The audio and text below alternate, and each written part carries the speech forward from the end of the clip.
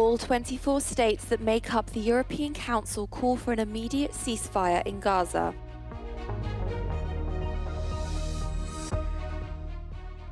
Russia launches largest attack on Ukrainian electrical power facilities this year.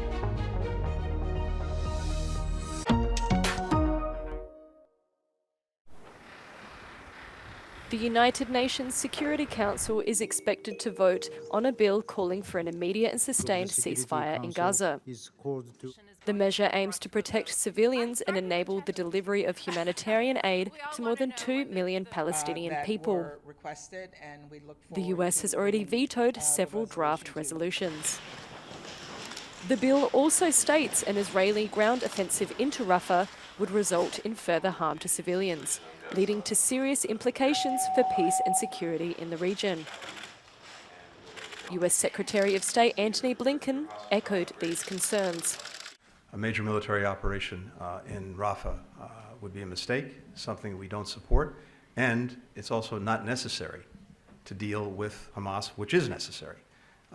We're going to have an opportunity next week to share in detail that view with our Israeli counterparts and to lay out our views on how to deal with the problem differently.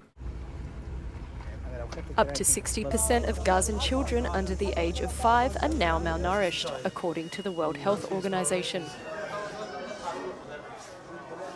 The agency welcomed an increase in air and maritime supply routes, but emphasized that only more land crossings could help to prevent famine.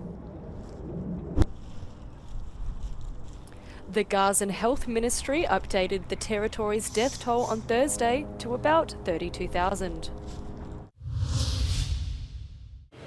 The EU has called for an immediate humanitarian pause leading to a sustainable ceasefire in Gaza. It's the first time all 27 member states have agreed to urge both sides to stop the conflict given the unfolding catastrophe there. Member states have also called for the release of all Israeli hostages in Gaza and have reiterated the EU's condemnation of the Hamas terrorist attack in Israel on October 7th. It says Israel needs to respect international humanitarian law as an occupying power. We agree that the role played by UNRWA is essential. We call on the government of Israel not to launch a ground operation in Rafah, because we can imagine what would be the consequences if such an operation would be launched. And finally, I would like to make very clear that we ask and we call on the respect for the international law, including with regard with the illegal settlements. Concluding the first day of a two-day summit, leaders also discussed how to finance Ukrainian military efforts in defending their country from Russian aggression. Varying proposals are on the table, including capital from the European Investment Bank and using profits from frozen Russian assets. Indeed, there's a strong support to use, at the moment, being the windfall profits or proceeds of the immobilized assets for military purposes for Ukraine. And I told the leaders that if we are swift now in concluding the proposal, we could disburse the first billion on the 1st of July already. In an historic announcement, the EU has also agreed to open membership negotiations with Bosnia. And today, Friday, there'll be a clearer discussion about the imposition of tariffs on Russian grain into the European Union. Shona Murray, Euronews, Brussels.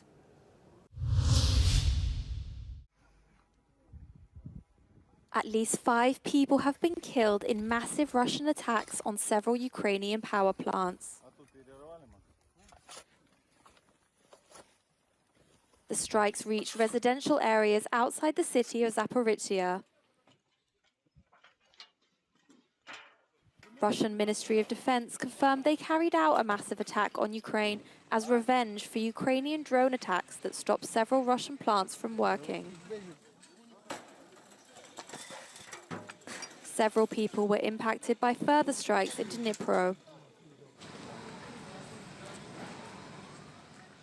Як почало вибухи, то проснулася, а потім після того ж багато вибухів було, а потім я почула, як стекла почали летіти. Оце так, а це стоїмо, оце ж осколки ракети, ребята. У мене відкрились балконні двері, посипався потолок зверху і ну, потолок, звичайно, зверху. І навіть у ванній кімнаті ревізійні віконця повипадали. Russian shelling also targeted a residential building in Kherson, destroying 4 empty apartments. Kherson Governor Alexander Prokudin produced a video of what he said was a residential building near the Kherson city center that came under Russian artillery fire.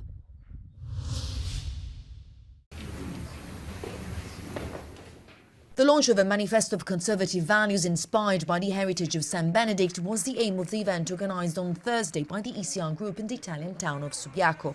The site where the Saints' Monastery is located was chosen to highlight the importance of Benedict's role in preserving traditions and how much his legacy has shaped European conservatism. And with the next European elections round the corner, the rising support for conservative parties seems to back that idea. Gli errori commessi dalle istituzioni europee negli ultimi 5 anni hanno generato una reazione avversa. È la riscossa del buon senso che noi auspicavamo, che si è già manifestata attraverso tutte le elezioni nazionali che si sono svolte negli ultimi 5 anni. The event was attended by several ECR MEPs from across Europe, including a Vox Party delegation. They say that overcoming differences is key to strengthen the group. We can unite many parties that have differences, but if we have a common core values, we can cooperate and we can be the strongest group in the European Parliament. Maybe not in this legislature, in the next legislature, sure. According to the ECR co-chairman, finding common ground is possible also with Orban's party, and even if others only see differences. Ha approvato tutte le sanzioni che sono state fatte al regime russo, che ha sostenuto il finanziamento della resistenza della popolazione ucraina, ovviamente ha anche un suo punto di vista, ma comunque ha dimostrato di essere compatibile con l'architettura europea. Oggi chi vuole in qualche modo demonizzarlo lo fa semplicemente strumentalmente perché ha bisogno di separare il campo avverso per poter vincere. But above all, the Brothers of Italy MEP thinks the next European elections are an historic moment for Italy, thanks to Giorgia Meloni's leading roles both nationally and in Europe.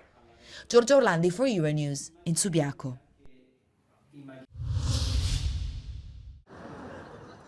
The French government has promised to pursue the perpetrators of a cyber attack on 50 schools in the Paris region. Prime Minister Gabriel Attal said they seek to jeopardise the necessary serenity of schools and called it unacceptable and inadmissible. Since Wednesday, messages have been sent via hacked digital workspaces with threats of terrorist attacks accompanied by a beheading video. C'est de la pure haine à l'état pur. Contre des personnes qui sont totalement innocentes, qui sont en dehors de tout ça, qui veulent juste étudier au lycée. J'ai pas ouvert la pièce jointe, on m'a dit de pas l'ouvrir parce qu'il y avait un contenu assez sensible. Mais en soi, j'ai vraiment eu peur. The Ministry of Education is providing psychological support to those who've seen the videos. The Paris Public Prosecutor's Office has opened an investigation into charges of fraudulent use of an automated data processing system and fraudulent introduction of data.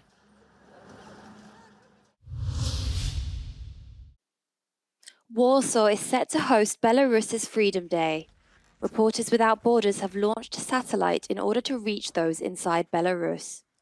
The satellite allows those inside the country to receive independent media. Belarusian independent media can't work now inside of the country. In July 2021, authorities labeled our content as extremistic, and that meant that every journalist connected to Euroradio can be jailed immediately. So we decided to relocate our team to Poland. We are all working from exile, and we always search ways how to distribute our content to people inside of Belarus, because we know they need it. They need this fair information, fair journalism to be motivated to democratic changes. This project, Svoboda Satellite, is, I think, one of the bright possibilities to join our audience.